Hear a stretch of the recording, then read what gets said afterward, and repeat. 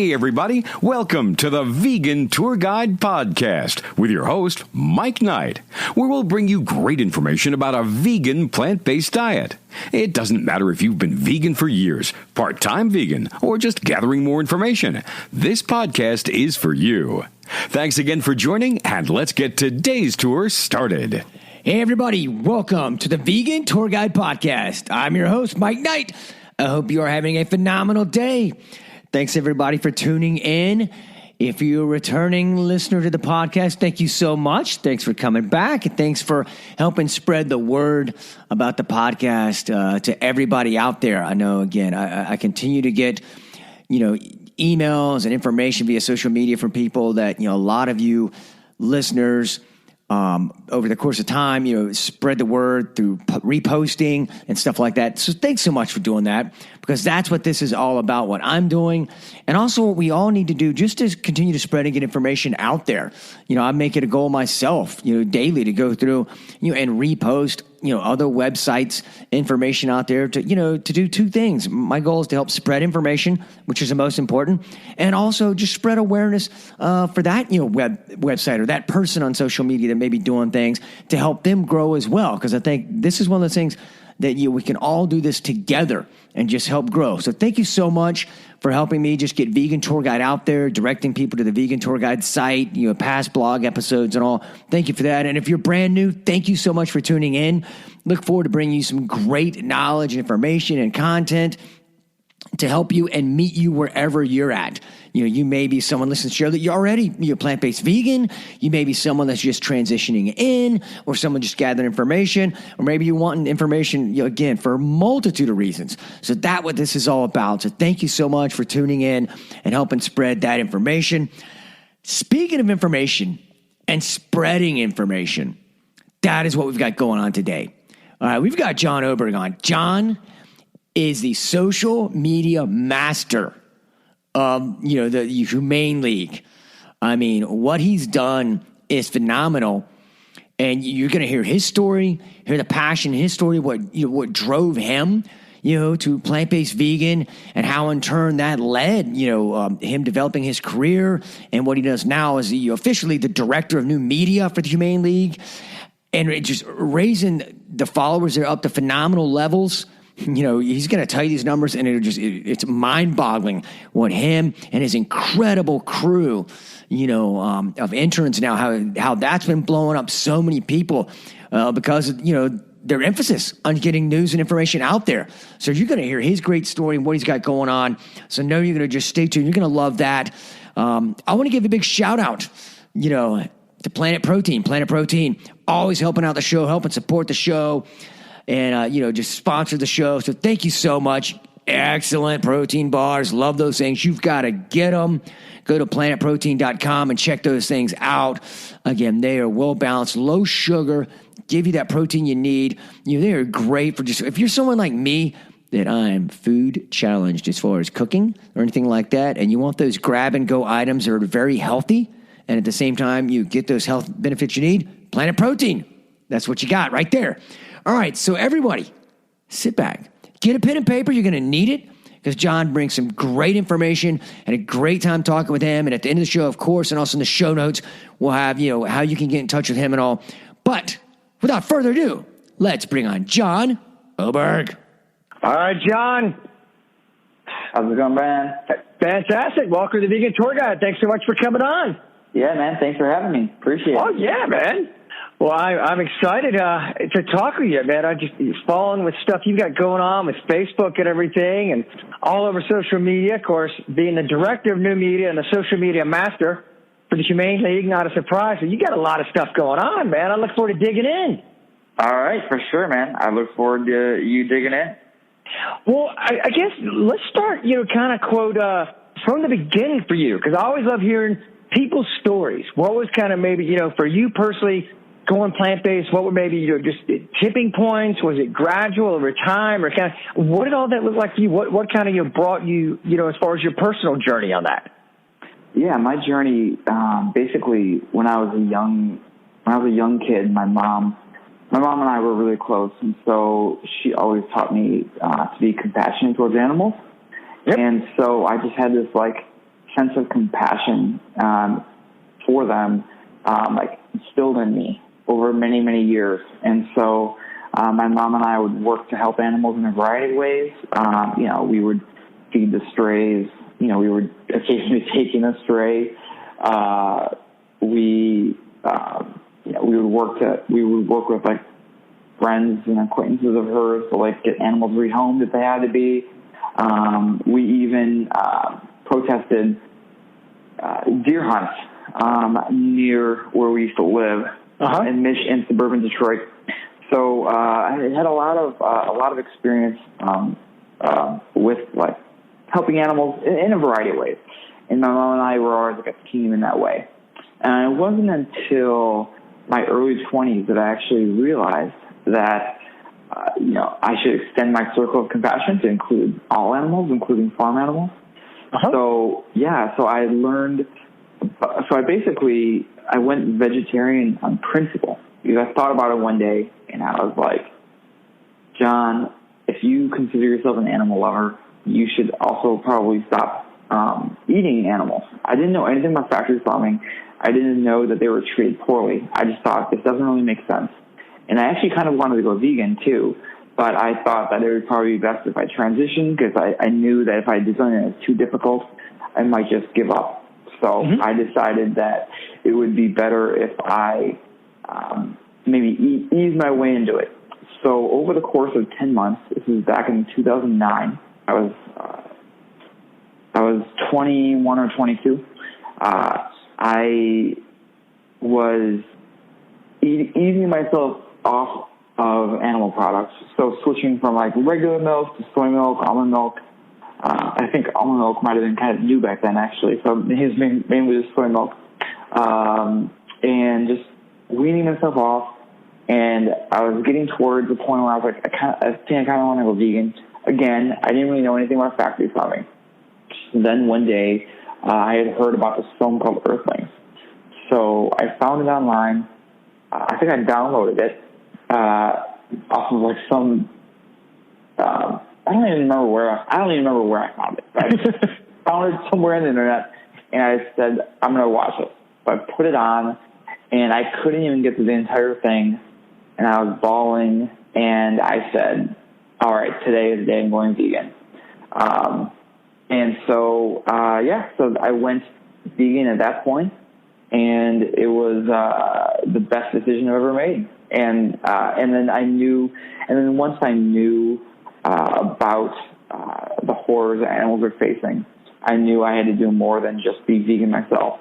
So I got involved with activism and went from there. That is cool. And I love for the listeners that you pointed out how you did phase it out over some time.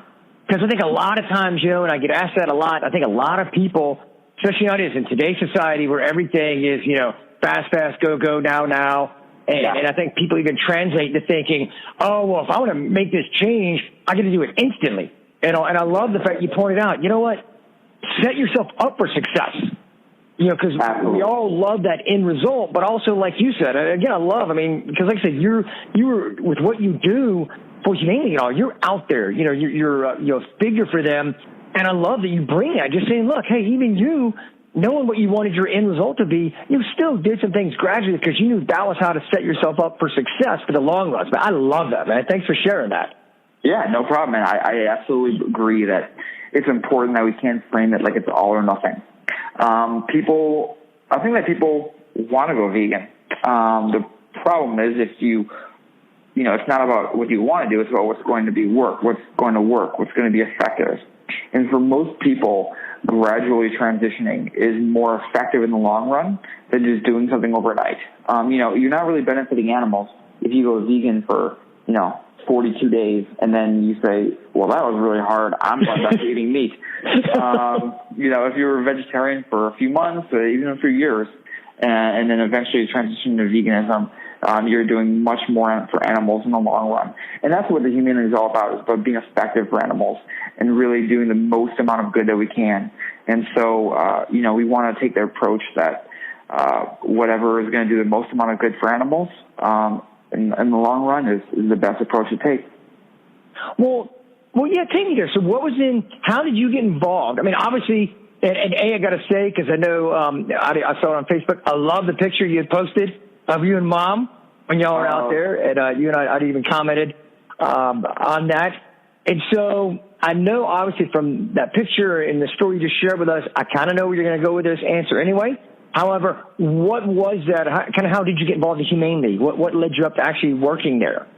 Yeah, so what transpired was I went vegan in the fall of 2009, and I was still in college, and I just started volunteering for in a lot of different ways, doing like video demos, doing leafletting, doing food giveaways, working on legislative issues, a variety of things.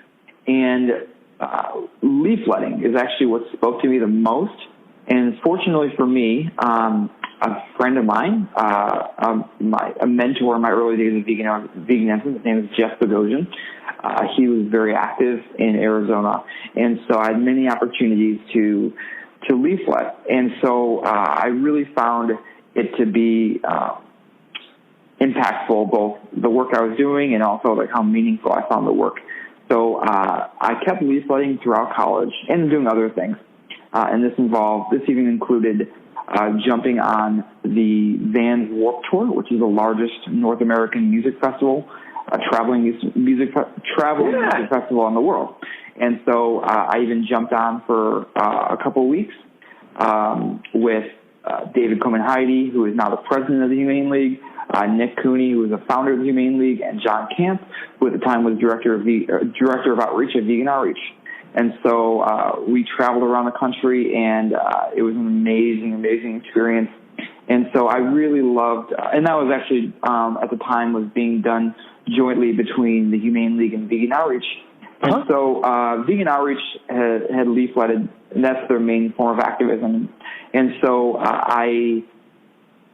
after graduating from college in 2012, I was hired by Vegan Outreach, and I started traveling around the country for VO, going to hundreds of college campuses at over 30 U.S. states, like I think 5 Canadian provinces, so all over North America.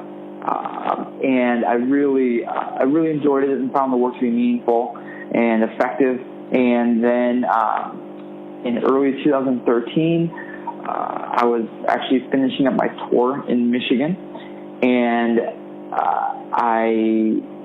so I covered Michigan University to finish my spring semester, and I was just wrapping up the last couple of weeks. I was actually staying with my mom. Usually, obviously I'm on the road, so I'm just staying with like strangers or supporters, couch surfing, maybe occasionally sleeping in my car. But luckily enough, I was able to spend some time with my mom, and she wasn't feeling that well one night. So she was convinced she had something wrong, but then she's like, you know what? She convinced herself that she was fine.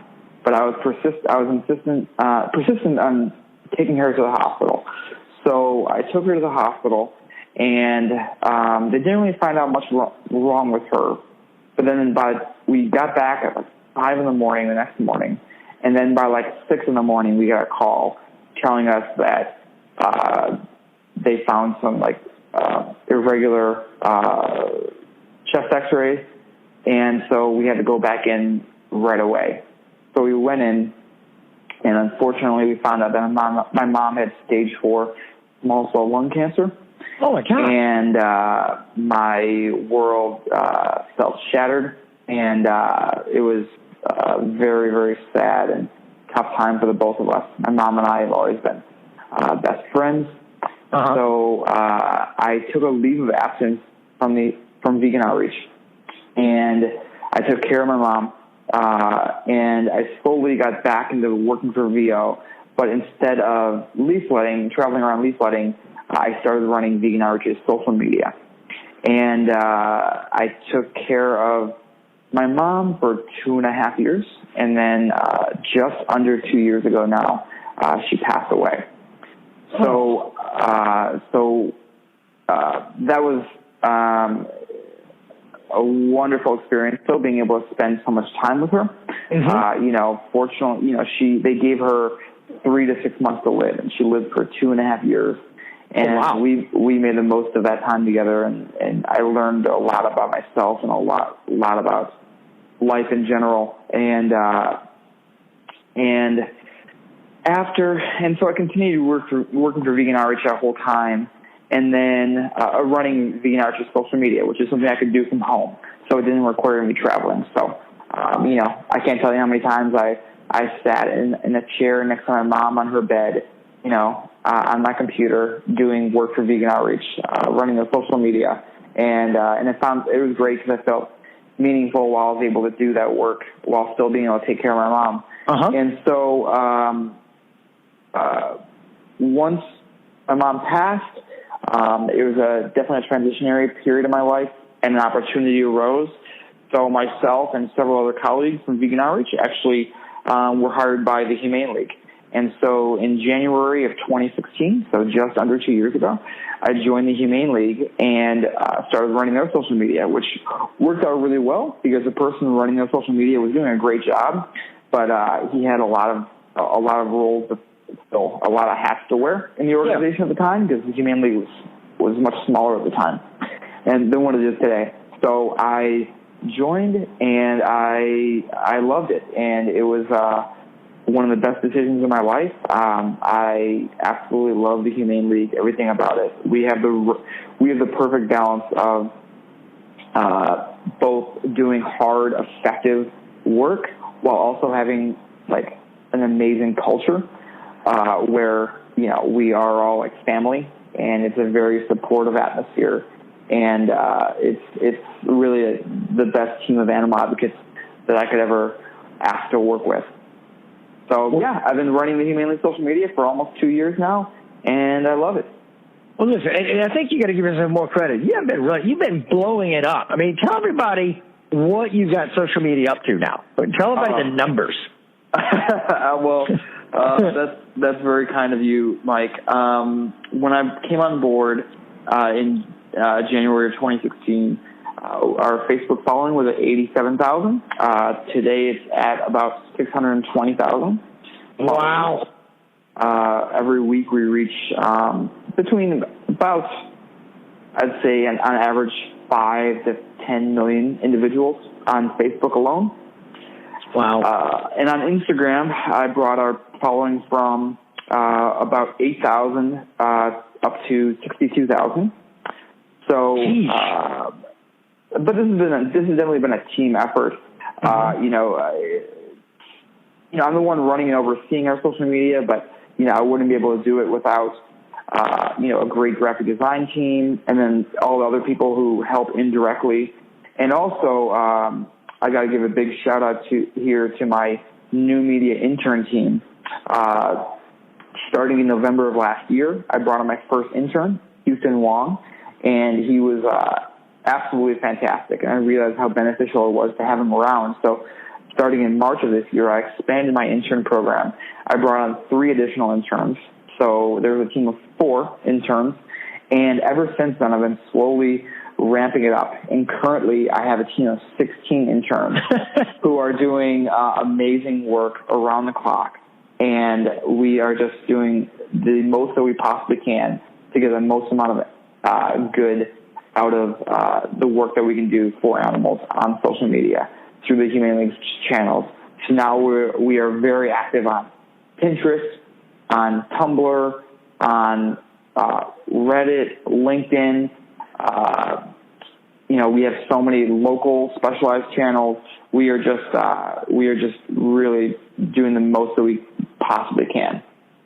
Well, it's working because, like you said, the numbers are increasing. Plus, like you said, the amount of people that you're reaching, which is what it's all about. To give people that knowledge and information, and when they see it and they make that connection, because it's I had a story with a buddy of mine this a few months back, and he had talked to me, knew of course that I'm plant-based vegan, and we talked some, and he was gradually going to make some changes in his diet. He comes over one night to another buddy's house. He walks in. He goes, "All right." He goes, "Night man, I'm all in." I'm like, "What?" He goes, "I'm all in." He goes, "I'm vegan. I'm all in." I'm like, well, awesome. All right. I mean, kind of, and obviously you could tell there's a story behind it. I'm like, all right, so bring it. He goes, man, you know, I love animals, and I've always grown up loving animals. He goes, I don't know why I never had made that connection with something I love when I sat down to eat, looking at my plate, that there was that same thing. You know, a lot of people don't make that association. And he goes, I watched Cowspiracy. And he goes, man, all of a sudden, now I realize that what I do love in animals is also what was on my plate for still some of my meals. He goes, I'm all in. So it's spreading that information. Yeah, you know, it's just getting it out there. And that's what I love, like you said, growing the numbers. And, you know, more importantly for you with that bigger number exposure is just how many people you're reaching. Like you said, millions now that are seeing posts and everything. That is fantastic, because what I love is, you know, and I see your posts and all, and how it's going to, you know, interact with people on one level or another. Because I tell people, a lot of people, as you know, will go plant-based vegan, sometimes for one, almost like your core 3 reasons. Some people go for health initially. Some people go for environmental causes. Some people go for animals. The beautiful thing is, as a lot of us always talk about, is that the one change positively affects all those. And so just the more we can get out there kind of from all angles, which is why I love running my mouth and, you know, and talking to people like you that know what you're doing and have stuff going on and just, you know, putting it out there. I love it because it just increases exposure and educates people. Absolutely. We live in the new information age. We live in an era now where we can reach thousands, tens of thousands, even millions of people in an instant, thousands of miles away. And it's unlike anything that humans have seen in their history. And so we have like an obligation almost to take the animal's plate and put it in front of the eyes of people all over the world. And social media allows us to do this in like a whole new way. And, you know, it's very special to be a part of that and a part of that way to just get the truth and get the reality out there. Well, cool. All right. Well, look, I want to shift here because also people always wonder, I get all kinds of people that listen to this at every stage, people that are gathering information, thinking about it, just transforming right now, doing it a while. So even sometimes, like, I love hearing what people themselves, maybe like your go-to things you're eating. Because obviously I know from some of your, like, posts and all like that, I mean, you stay in shape. You know, so obviously, you know, what you're eating on working for you, obviously, you know, breaking down all the myths that people like you, you know, people that eat plant-based, oh, we can't have any lean muscle mass, we can't do this and stuff. You're helping crush those stereotypes as well, in addition to everything else you're doing. What are you eating? Kind of what is maybe go-to for you that we can share to the listeners? That's funny. I appreciate that, Mike. So I will say right now, I am not a foodie. I am not a great chef. I eat pretty simply, but something I do believe in is trying to break some vegan stereotypes. So I think it's important that vegans, you know, put a little bit of extra effort into their fitness, or at least consider it as an option that they can focus on, because I think that, you know, as representatives of veganism, we often get some stereotypes about us, and one of those stereotypes is often that, you know, we could be, you know, pale and frail, and I think it's important to try and do what we can to combat that. Yep. But another stereotype that I think is also something we have to combat is that vegans eat nothing but like rabbit food and plants. Or, you know, rabbit food and grass and granola, you know, and plain food. And that's it. And, you know, of all the people who I know talk about food, they're all vegans. Like, vegans are obsessed with food. And it's so fun. It's like almost ironic. It's like once you go vegan, you actually have more doors that open up as opposed to close. You know, if I wouldn't have gone vegan, I never would have had food like, you know, Ethiopian, Indian, Thai, Cambodian. Like, I would have never, like, expanded my palate. Yes. I would have just been eating, like, you know, ballpark Franks or, you know, Burger King Whoppers or whatever, you know, like, so I feel like actually going vegan has expanded my horizon, my horizon of food. And so, yeah, so one of the ways I try to combat these stereotypes is by showing the amazing, like, junk food that you can eat as a vegan.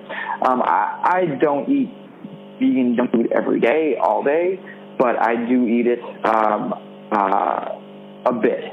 And when I do eat it, I think it's important to let people know, hey, you know what? Even though you're vegan, you can still eat burgers, you can still eat pizza, you can still eat mac and cheese, you can still eat nachos, you can still eat burritos. Just, you know, you're eating it in plant-based form. So I love some good vegan junk food, and fortunately, living here in Los Angeles, I have quite a bit of access to that. Brother, do you know what I got right beside me in my chair right now? It's so funny you say that.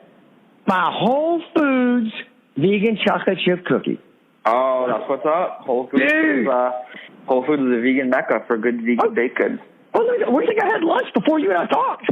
Oh, yeah, brother, that's where I went in. I love what you were saying because, man, I'm saying you and I separated birth because I tell people in previous episodes, they'll tell you, they hear me talk, and I say, look, I can't cook.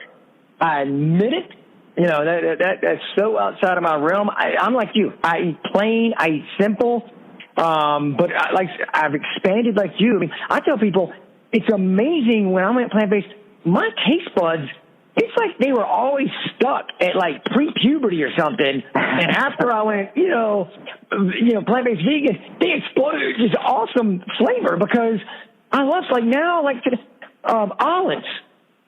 I hated olives growing up. My sister would eat them. I hated them. Now I love them. I mean, I'm like, who is this guy that grew up, you know, just a meathead wrestler my entire life that now goes out and when I order like a salad, go somewhere to get like, you know, build your own salad, I'm like really running down the whole list of veggies. Ooh, I want this. And I'm always go over. It's because I go crazy. It's always like, you know, always give me like, or you can get up to 4. I'm like, forget 4. I want like 8 of these. I don't care. I'll pay the extra. Bring it. Give me the 8, you know. Yep. Exactly. Oh my gosh. Oh, all right. So look, talking about that, I want to know then, tell people a little bit, because earlier we were talking about Humane League, and you listed a lot of things which kind of that Humane League does. So people listening, what are maybe some ways they can also get involved in different areas? Because I like how you said, like some stuff that appeal to you is like leafleting, and then I know there's all types of different ways, and so I'd love people to maybe hear a few of the ways that may appeal to their personality, if you will, you know, and the type of person they are. Absolutely. So the Humane League does, we're an international animal advocacy organization, so we have a presence all over the world. And we especially have a strong presence, obviously, here in the U.S., but we also even have teams in the U.K., in Mexico, and in Japan. And but fortunately, you can do a lot of this work throughout much of the world. So if a person lives in a city where we have a grassroots office, and I'll run through those cities really, really quickly. I'm going by memory, so I hope my grassroots directors forgive me if I forget them. But Philadelphia, Boston, Charlotte, New York, Atlanta, San Diego, L.A., San Francisco, Seattle, Denver, Chicago, Mexico City, and there are 1 or 2 more, I think, that I'm forgetting off the top of my head. Do not worry. My show notes, I will have the link so everyone can check it out. And I'm glad you mentioned Charlotte because that's where I'm at with Miss Maddie. Yes, and so I know Maddie will be listening to this. So a shout out to you, Maddie. Yeah, Maddie rules. Yep. And so so if you live in one of these cities, we have a grassroots presence where we're doing on-the-ground activism and would absolutely love your help. So you can do things like leafletting, doing protests, doing work parties, doing a variety of different tasks to kind of really push forward progress for animals in a variety of ways. And that includes like vegan education and also, of course, winning the campaigns for animals that the Humane League wages. For example, getting companies have stopped using battery cages, which is some of the cruelest things that animals have to experience, and that's where the majority of egg-laying hens spend almost their entire lives. So getting things like that, or getting things, getting victories in the 88% campaign, which is our campaign focusing on the 88% of farm animals raised and killed for food in this country, which are chickens raised for meat. So doing things like that, so you can actually get involved with the grassroots staff member in your given city. So if you live in any of those cities, please contact me, and I can put you in contact with the person in your area. But additionally, if you live outside of any of these cities, we also have a pretty robust volunteer program for remote volunteers. So if you live in the middle of Kansas and the closest grassroots office to you is 9 hours away, then luckily you can still get involved with Humane League's work on a volunteer basis. And we've had one national volunteer coordinator, and currently we actually just hired another. So now we have our national volunteer program has doubled overnight, and so we have lots of good opportunities to take action for animals, no matter where you live. And then additionally, no matter where you live in the world, even if you live in a city where we have a grassroots office, you can still join the Humane League's Fast Action Network. And you can go to fastactionnetwork.com and sign up. And it's just a absolutely amazing way to take simple actions for animals online. So several times a week, you'll get an email from the Fast Action Network giving you 1 to 3 very simple, short tasks to complete for animals. Usually it's posting to social media or calling a company, that sort of thing. Very simple actions that really make a difference in us winning campaigns and helping, make this world a better place for animals. Nice. All right. Well, with some of those things in mind, take me through, well, maybe you were kind of here in the last quarter and all like that. What are maybe some goals maybe you want to talk about that were maybe hit this year? And I'd love to even know maybe some stuff you're setting your sights on for 2018 that are out there. Just kind of, what's driving you? What's driving Humane League and your staff? Yeah, and something else I should mention is that another thing that you can do to help animals is by following the Humane League on social media. I probably should have mentioned that first, given that's my role at the Humane League. But if you don't currently follow the Humane League on social media, you definitely should. We are on all the platforms: Facebook, Twitter, Instagram, Snapchat, Pinterest, Reddit, LinkedIn, Tumblr. So definitely follow us on social media. But yeah, so our goals at the Humane League in general, our goals are to we have kind of a two-pronged approach to helping animals. We want to do vegan education, so we want more people to eat more vegan, and so that is going to decrease demand for animals being raised for meat. So that's obviously going to decrease suffering.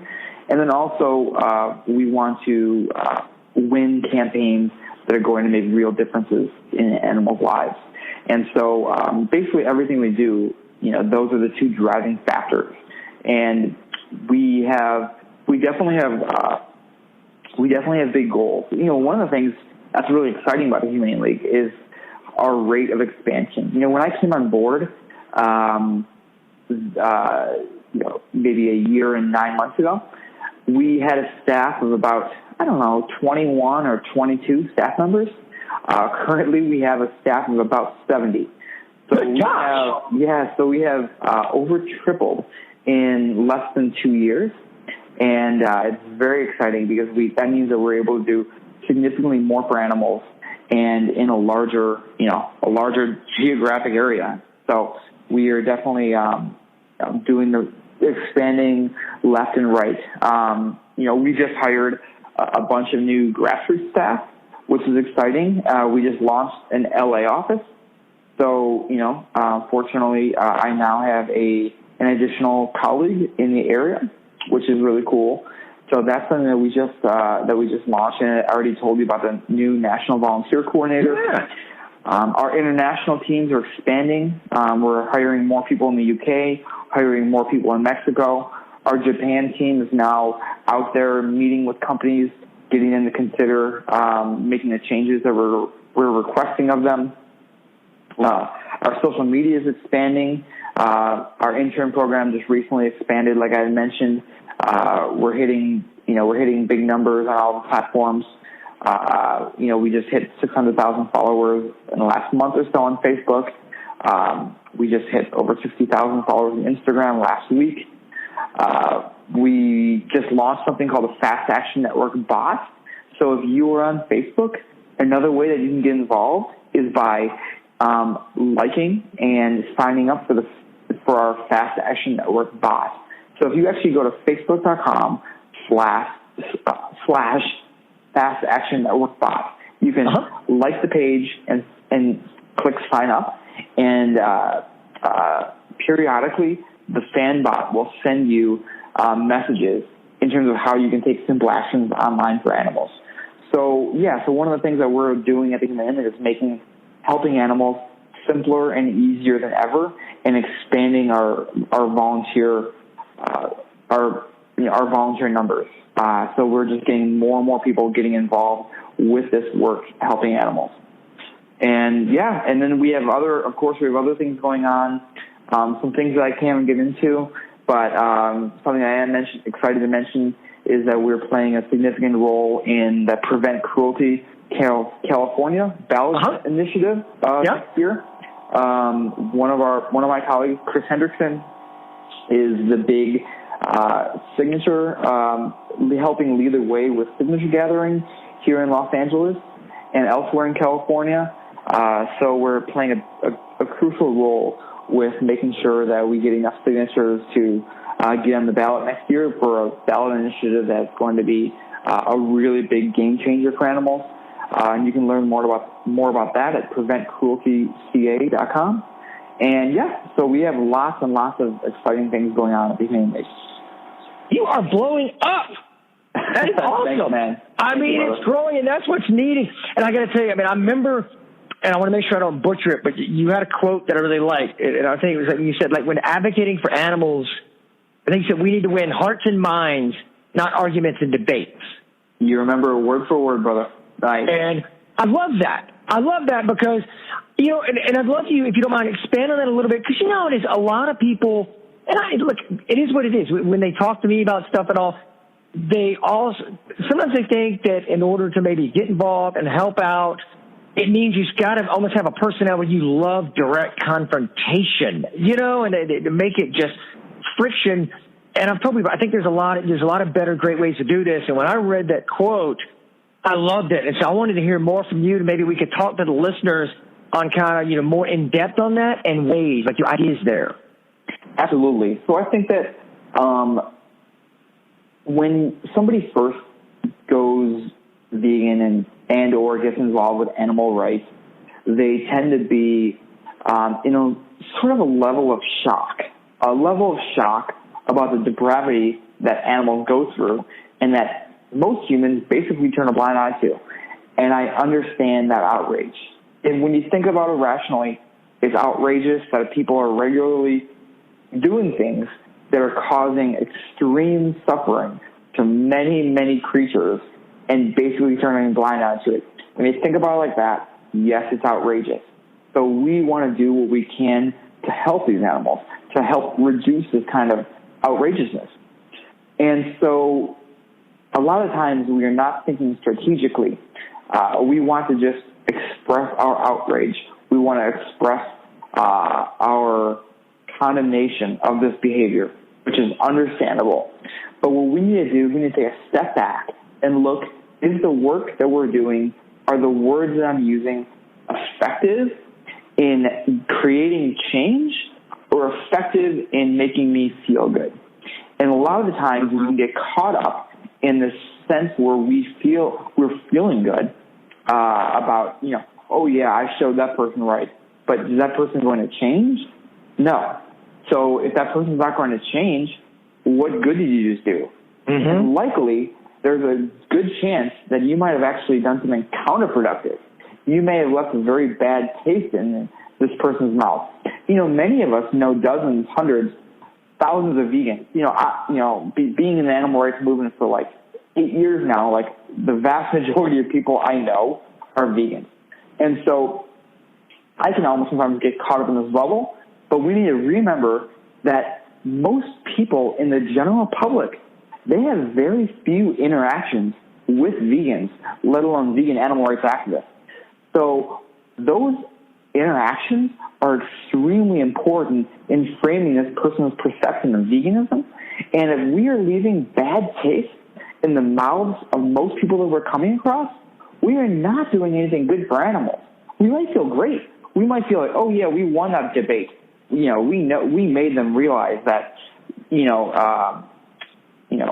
what they're doing is murder. We made them realize that meat is murder. But by telling somebody that they're a murderer, most people are not going to respond to that kindly. Most people are going to say, are just going to tune you out. Like nobody wants to believe that they are a bad person or that they are doing bad things. Nobody does that. Even bad people tend to think this way. So what we need to do is we need to get people to realize that, hey, there is another way of living, another way of eating, another way of looking at things. And if you'd like to consider it, then, we would love that. And if not, then I'm sure that your time, maybe that'll come one day. But it's important not to walk away from conversations thinking that, oh, yeah, I really ground that person down. I really got the last word in there. You need to walk away from conversations thinking, did I make that person feel differently about their next meal? Next time they go to the grocery store, are they more or less likely to choose one thing off the shelf instead of another? Mm-hmm. Man, I love that because, and your phrase, definitely, I'm going to put that, in the show notes. I love that. Are our words effective in making change or effective in making me feel good? I love that because that goes back to the principle of, removing ego. Removing ego out of a situation which all of us in all areas of our life, should prescribe to do. Absolutely. And I love that you said that because you're right, man. What is it? Kind of like the proverbial, win the battle but lose the war. And I know even from my personal experience with people, there's been plenty of people where I've just said, look, here's the information. I just want to put it out there for you. Make your own decisions. However, I just want to put information and knowledge out so you make informed decisions. And I've had people do that, and they just started off, quote, slow. And then, like my buddy, next thing you know, he busts through the door going, all right, I'm all in. I'm making the change. And there was no pressure there. Exactly. I just want to introduce you. To you. Yep. Let them come to you. Meet them where they're at. Meet people where they're at. And just let it be organic. Because, like you said, it'll stick. And people see that it is right. People see that it's a lot easier than they think. I get it all the time. I had a guy today. We're having a business meeting next week. He's like, hey, all right, let's meet. We'll grab dinner somewhere. And then he emails me, oh, that's right. I remember you're vegan. He goes, what kind of place can we go? I said, anywhere, man. I said, I'm fine anywhere just with sides. Exactly. He goes, really? I'm like, yeah, man, I get sides. And people ask me all the time. I'm like, yeah, you know what you do? You take like an awesome, like an awesome salad and a lot of maybe with chicken on it. I said, you know what you tell them to do? I said, you take the chicken off. So you get it without the chicken. And they're like, oh. And I'm like, sometimes, because, we always in life, we're wired sometimes to make things a lot harder than they need to be. Yeah. And I'm like, yeah, that's it. She told me to take the chicken off. And people are like, huh. I've been at that place 100 times. I never thought of it. I'm like, yeah, man, it's easy. I said, there's some cool stuff everywhere, and it's growing, and that's what trips people out. I'm like, once you start looking at menus now and seeing how much stuff there is. Oh, yeah. Totally. Oh, yeah. It's changing every day. Every day there's new vegan options. I mean, even McDonald's is testing something called a McVegan burger. The world is changing for the better. It's very exciting. We're at a very cool stage, I think, in like the whole human existence, if you will, on seeing what we could be a part of and watch this growth. I mean, I continue, to watch all these cool things chefs are doing. I had Jimmy Corwell on, a few weeks back talking about, used to go, tomato sushi, but now it's ocean huggers. And I mean, that what he's doing there with those creations, that is so cool. I mean, it's like literally looks you feel it tastes like sushi. It's made out of tomatoes. You're like messing with. You're like, what? I mean, it's just unbelievable. It is. You know, it's amazing. When I went vegan back in 2009, you know, Daya, I still call it Daya because I pronounced it wrong and it still stuck with me. But Daya was brand new, and it was like a game changer. And you know, that was pretty much the only like really good vegan cheese on the market. And today, look at all the options. You have the whole vegan cheese section at some Whole Foods. It's absolutely amazing. And, you know, my friend Paul Shapiro talks about how when he went vegan back in the 90s, he wanted to get soy milk. He had to go to the store and buy powder and mix soy milk at home, like mix water with the powder. And he tells a story about how he put it on his cereal, and he said that it was so horrible he would have rather put orange juice on his cereal. So like just how far we've come in just a few short decades, let alone years. You know, now we got the Beyond Burger on menus. We've got the Impossible Burger popping up on menus. We've got so many vegan options that, you know, living in like a way that's more reflective of the values that we already have is easier than ever. It is, man. It is awesome. Well, look, all right, anything, even if you personally just on the horizon, because you just made the move. How long have you been in LA? Has that been a while, or? I've been living in Los Angeles for about 9 months. Okay, gotcha. All right. So, man, big changes to me. Anything on the horizon or anything just where I know I'm going to have everything in the show notes. I don't know, anything else that's kind of on your mind or coming up, make sure people are aware of, or just, you know, advice? Well, you know, we're always looking for more volunteers to help us win our victories. So you can definitely get involved in the ways that I mentioned earlier. I know I've given a lot of different ways to get involved. So if you just want to shoot me an email and let me know where you live, I can give you ways to get involved. So you can reach me at joberg@thehumaneleague.com. And I'm sure, Mike, you can throw that in the show notes. Yep. And I would love to get you involved in the Humane League work. Of course, follow the Humane League on social media for exciting updates and, you know, just great content. And and then if you'd like to follow me in any of my personal social media pages, my Twitter is just my name, John Oberg, JOHNOBERG, and then the same with Instagram, JOHNOBERG. So you can reach me any of those ways, and I would love to get in contact with people out there who, whether you aren't even yet vegan or whether you're a longtime vegan animal rights activist. Everybody can bring something to the table. Awesome. Well, John, thank you so much, man. I appreciate it, brother. It's been awesome talking with you. Yeah, Mike, great chatting with you. I really appreciate you bringing me on. Thanks for what you're doing for animals. Well, thank you. And the stuff you're doing and blowing it up, man. I will be continuing following and hope to meet you in person here sometime soon. And, man, I will talk to you in a bit. All right, Mike. Talk to you later, man. All right, John. Thank you so much for coming on. Awesome story. You know, and I love your story, man. I love how you put it all together, you know, and the advice that you bring to people. I mean, like we talked about, I love your quote. When advocating for animals, we need to win hearts and minds, not arguments and debates. And I think that's really important for a lot of us, you know, to take in, because, you know, like we discussed, that's taking ego out of a situation and just knowing what is our main goal when we're trying to, you know, spread knowledge, information, and make points. And that is, you know, to win these hearts and minds, to let people see this on an emotional level, the impact of things, the impact of food choices, the impact that it has on animals, the impact that it has on the environment, to see that and not be always concerned about trying to be, quote, in the face and winning arguments and debates and all like that, and walk away, quote, we feel, quote, good about ourselves, yet everything was really lost in that moment where it could have been a teaching moment or a learning moment or a growth moment. So, man, I love you saying that. Thank you so much for, you know, pointing that out. You know, I love something else you said, kind of going off that same thing. Are our words effective in making change or effective in making me feel good? So again, that's where we can arm ourselves with knowledge and just spread the knowledge.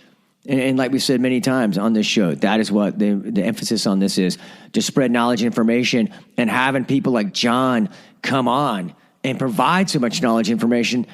That's what makes this a full system, if you will. That's what makes, the ability to do this podcast and for you, the listeners, provide that. Thank you so much to John for doing this, because that's what you did. You're making this possible. And, what you've done in the last year, you and your staff, over 600,000 followers on Facebook. That is awesome. Because like you said, that's one of those, multipliers on how many people you can reach and instantly reach with information. So that, just keep up that incredible work. Everybody, check the show notes out. I'm going to have in there, of course, the links you can get to for like the Fast Action Network that John is talking about, how the grassroots movement he was talking about, with different chapters you can become involved with, just different ways you can give back. And like I said, and that's what I like, because, a lot of us have different areas in life that, we're, if you will, attracted to, and hey, my skill set could fit there, or my skill set could fit maybe over there. And I like that you brought up, John, that there are multiple areas where people can plug in. So everybody listen to this. Think about that. There's different ways for you to plug in. And so go check out the sites. Go check it out. Like I said, on vegantourguide.com, I'll have, of course, a post, including, this podcast, that I'll have all the show notes in there and some other information about John just for you to learn about. And so check that out, everybody. And thank you so much again, all you listeners, for helping spread the information and spread this show around and just forwarding it on to people. Hey, don't forget, when you go to the site, especially if you're a new listener, or if you're one of the repeat listeners that wants to forward information on to some friends and family, sign up for the mailing list. And when you do, our free gift to you is the automatic program. We kind of call it the 30 days, zero to vegan in 30 days. But the biggest emphasis on that is just knowledge and information on how to do that, do it gradually, substituting. Because John brought up a good point. A lot of times, it's better for people to, and it works better for most people to do the gradual change. Maybe you are gradually coming in a few meals a week, and then maybe you're going like vegetarian, and then you're going to more and more towards plant-based. Like he said, I love this analogy. It's better to do that over time than to maybe go vegan for 42 days and then go back to where you were, because then it's a very small impact you make over the long run of your life when you do that. So look, don't feel the pressure. I know a lot of people ask me that, and sometimes there's like this pressure is like everything's got to be, instant. It's society in the day and the life we live in, the world we live in, everything instant. It doesn't have to be, okay? So don't put that pressure on yourself. Take it over time. So everybody, go check everything out at vegantourguide.com. We'll have the show notes and everything in there. John, thank you so much again for coming on and helping spread this knowledge and information. Everybody, follow him on Instagram, Facebook, all the social media. Give him love and support. And until next time, everybody, live Pura Vida.